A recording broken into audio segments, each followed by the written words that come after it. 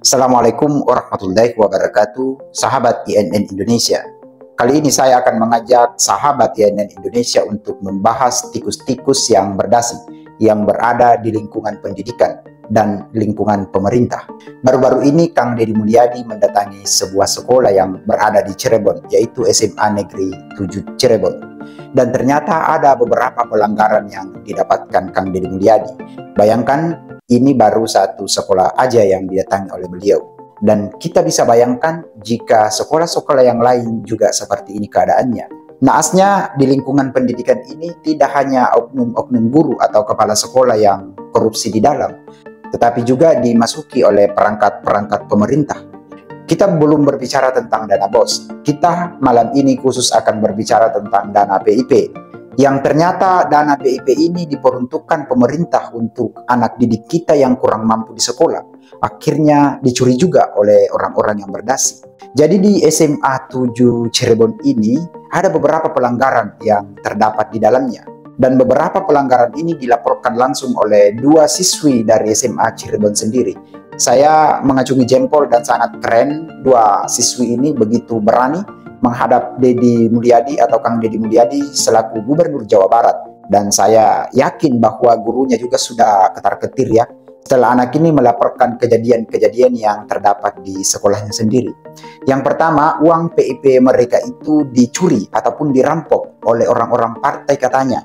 Sayangnya anak ini tidak menyebut dari partai mana. Partai kita di Indonesia ini kan banyak sekali ya. Ada partai merah, ada partai kuning, partai biru, partai hijau, partai putih, partai hitam putih, dan lain sebagainya. Ada juga belakangan disebut sebagai partai coklat.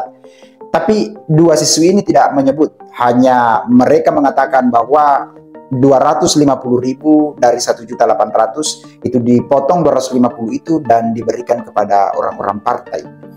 Entahkah yang dimaksud anak-anak kita ini orang partai, pejabat partai, atau memang DPRD atau DPR RI, ini yang belum pasti karena belum ditelusur lebih dalam.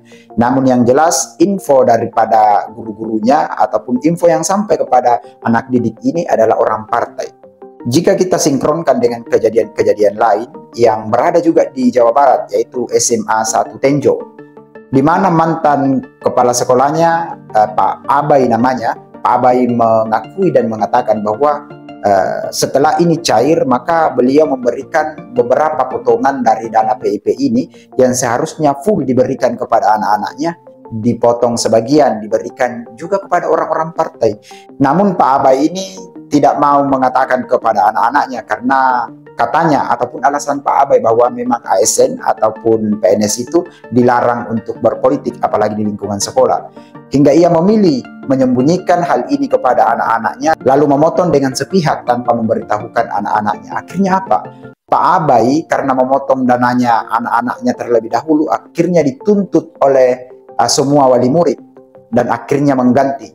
Itu pun Pak Abai mengganti dengan beberapa persen saja karena harusnya yang diganti itu per anak 450.000, namun akhirnya yang dibayar hanya 250.000. Namun tak semua orang tua menerima, dan kalau kita dalami di SMA 1 Tenjo itu sudah mulai dari tahun 2017 hingga tahun 2024. Jadi sudah berapa uang negara yang harusnya membantu orang tua dan anak-anak kita dalam hal pendidikan habis diembat oleh orang-orang yang berdasi itu. Perlu saya sampaikan bahwa dana anggaran PIP di tahun 2024 saja yaitu 13,4 triliun rupiah. Dan itu diperuntukkan untuk 18,4 juta anak Indonesia. Sebelum kita pindah ke SMA 1 Tenjo, Jawa Barat, mari kita menyaksikan video Kang Deddy Mulyadi berikut ini. Sini ngomong apa? Kita tuh masih pengen banyak laporan ini Bapak selain kita terkait kasus PDSS yang kemarin, yang ternyata emang dari pihak BK itu kan kelupaan ya.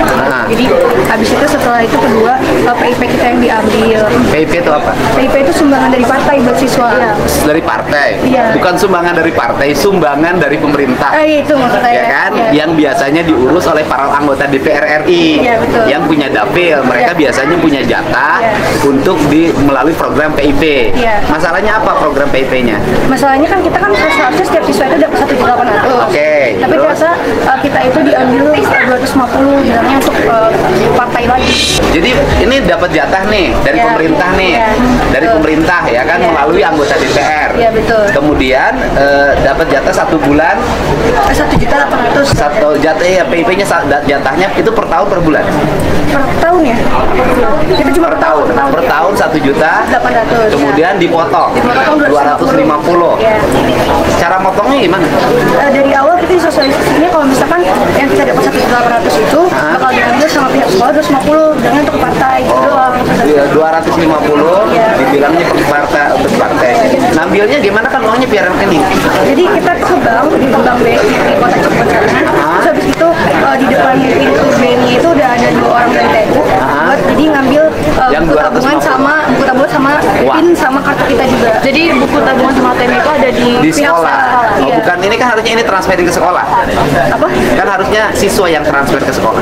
Iya, kalau itu enggak, kita yang diambil kartu sama jadi diambilin uangnya. Iya, terus kita juga ngasih PIN kita, jadi mereka yang ambil gitu. Ya, sekolah yang ambil. Sekolah yang ambil. Ya, oke.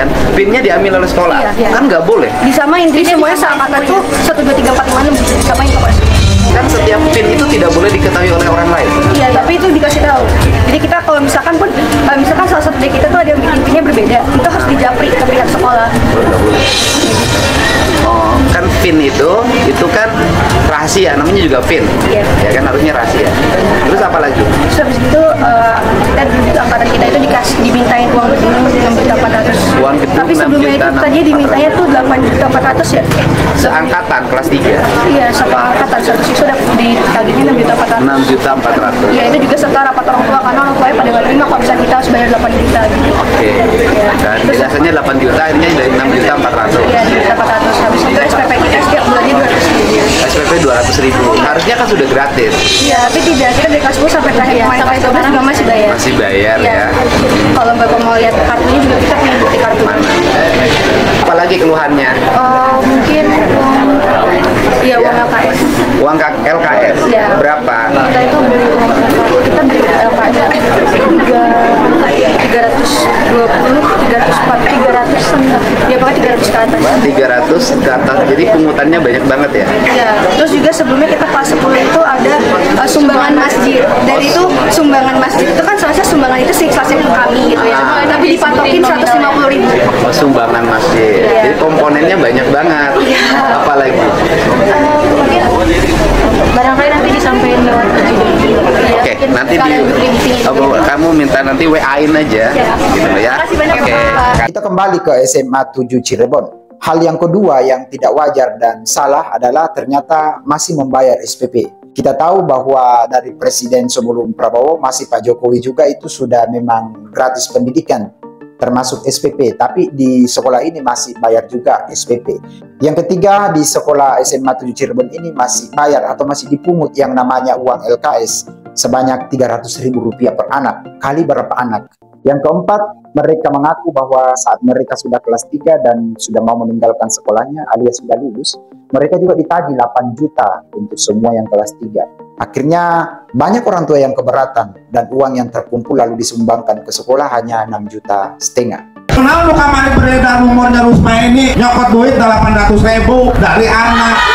Salah dia itu kalau emang dapat PIP dari Dewan dipakai untuk renovasi sekolahan. Cuman kan kalau emang dia nggak izin dari orang tua wali murid tetap salah dong. Udah bertahun-tahun gitu ya, mereka diam-diam aja gitu. Sampai kalau misalkan nggak seviral ini ya nggak tahu ya itu uang mungkin tidak kembali sama haknya. Biasanya kepala sekolah itu tidak sendirian, ada di atasnya, entah itu oknum pejabat, oknum dari dinas atau partai-partai yang memberikan dana aspirasi tersebut. Bekal dokumen daftar penerima PIP yang sudah dicetak, ratusan wali murid ini mendesak pihak sekolah mengembalikan uang bantuan yang semestinya sudah diberikan pada tahun 2021 ini. Ibu, boleh ganggu sebentar? Selama ini tidak ada info bahwa Ibu sebenarnya menerima dana PIP. Kaget nggak? Kaget lah. Kalau misalkan dapat, kenapa langsung nggak dikasih? Kenapa harus ditahanin? Anak-anak mereka sudah lulus, tapi tidak pernah mendapatkan sama sekali. Kalau kita lihat ini datanya dari tahun ada 2022, ada mungkin dari tahun 2017 bahkan belum ada yang menerima dana PIP sama sekali sampai sekarang sampai anaknya lulus. Audiens informasi ini sekaligus mendalami pihak sekolah mengapa pencairan dana PIP periode tahun 2021 dilakukan sepihak sehingga tidak tersalurkan dengan benar. Penyelewengan dana PIP diduga pula terjadi di tahun berikutnya, yakni tahun 2022 hingga tahun 2024. Sekolah tidak ada wewenang untuk menahan ATM atau buku rekening. Itu dana mana? Uang negara. Kalau PNS menyelewengkan uang negara, itu penjara. Dari perdebatan yang terjadi, memang ada bukti yang dihadirkan di situ. Bukti ini dibawa langsung oleh para wali murid, para murid yang sudah lulus atau istilahnya alumni, bahwa mereka seharusnya tidak mendapatkan dana PIP tersebut. Tapi sampai sekarang tidak tersalurkan. Dijawab oleh pihak sekolah. Mereka mengklaim bahwa sebenarnya dana itu sudah disalurkan, namun buku tabungan maupun kartu ATM-nya itu harus mereka bawa terlebih dahulu dengan alasan untuk diamankan. Apa saya sih menyembunyikan aja program ini karena kepondok. Jadi kalau dibilang miskomunikasi ya karena ketahuan aja, menyangkal aja. Melihat dari jumlah siswa dan mungkin jumlah yang diduga digelapkan, mengembalikannya kan susah. Cara yang gampang lari dari itu ya menyangkal. Betul, Pak. Dan tidak ada kejelasan bahwa dana yang hilang ini akan apa gitu. Dan mungkin kita biarkan penegak hukum nanti yang bergerak terkaitnya. Iya, siap. Jadi kenapa kok bisa sampai ibu-ibu nggak tahu ada dana ini? Karena memang pihak sekolah ini tidak mengedukasi dan tidak menginfokan.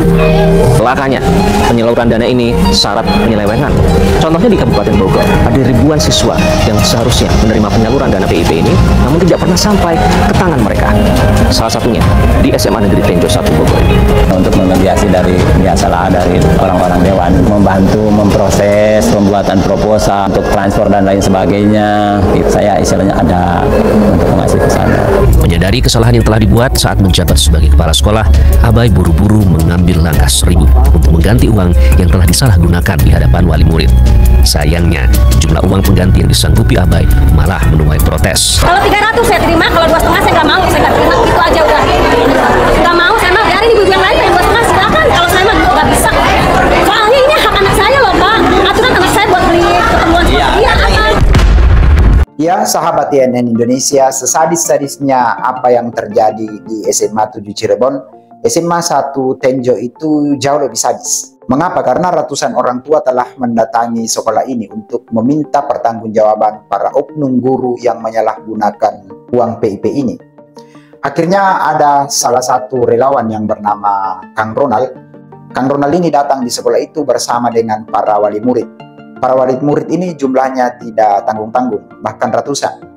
Dan yang paling mengagetkan bahwa beberapa orang yang sudah dicek baik di bank maupun di data, tamatan 2017, 2018 hingga 2024 itu sendiri, banyak anak yang sudah tamat di sekolah itu tapi sampai sekarang belum menerima uang PIP-nya. Padahal dia masuk dalam daftar penerima dana PIP. Bayangkan seperti yang saya sebut tadi, dari data yang saya dapat bahwa dana PIP di tahun 2024 saja itu bernilai 13,4 triliun. Jangan-jangan dana PIP ini hanya bagi duanya yang sampai ke anak didik kita atau peserta didik kita di seluruh Indonesia. Yang lainnya itu dicuri oleh oknum-oknum yang tidak bertanggung jawab. Namun yang jadi masalah kemudian adalah banyaknya oknum guru maupun pihak sekolah bertindak sendiri. Mereka tanpa merapatkan dengan komite sekolah, tanpa persetujuan komite sekolah, mereka membelanjakan sendiri. Tanpa adanya transparansi bahwa per lembar harga kain atau harga baju sekian, lalu diberikan kepada siswa. Setelah itu dimintalah tanda tangan bahwa mereka telah menerima dana PIP. Itu juga kan bagian dari korupsi. Jadi kalau di Indonesia ini selain banyak jalan menuju Roma, juga banyak jalan menuju korupsi. Yang kita percayakan mengawal kita, melindungi kita, justru itu yang merampok uang-uang kita. Lalu di mana kita akan mengadu? Makanya saya kembali sepakat sama Kang Deddy Mulyadi. Di mana Kang Deddy Mulyadi itu mengeluarkan syarat naik kelas untuk anak-anak di Jawa Barat. Salah satu syaratnya untuk naik kelas bukan karena IQ-nya tinggi, bukan karena nilai matematikanya tinggi, bahasa Inggrisnya bagus, bahasa Indonesianya bagus, bukan. Tetapi yang pertama dinilai adalah efektifnya, yaitu akhlaknya, tingkah lakunya, etikanya. Karena menurut Kang Deddy Mulyadi, buat apa mereka menguasai ilmu yang diajarkan di sekolah ketika tingkah lakunya bobrok. Karena itulah yang terjadi di negara kita ini. Mana ada koruptor yang dungu, semuanya kan pasti pintar. Ada S1, S2, doktor, bahkan profesor yang banyak tersangka korupsi di negara kita ini. Karena memang yang namanya koruptor itu adalah orang yang punya kekuasaan, orang yang punya power. Maka perlu setiap kepala daerah mengikuti langkah Kang Deddy Mulyadi. di mana mungkin memerintahkan kepala dinasnya dan perangkat kepala dinasnya untuk turun di sekolah-sekolah, menelusuri kebocoran-kebocoran anggaran yang ada di sekolah. I think that's all my video tonight. Success for you all and see you on top. Wassalamualaikum warahmatullahi wabarakatuh.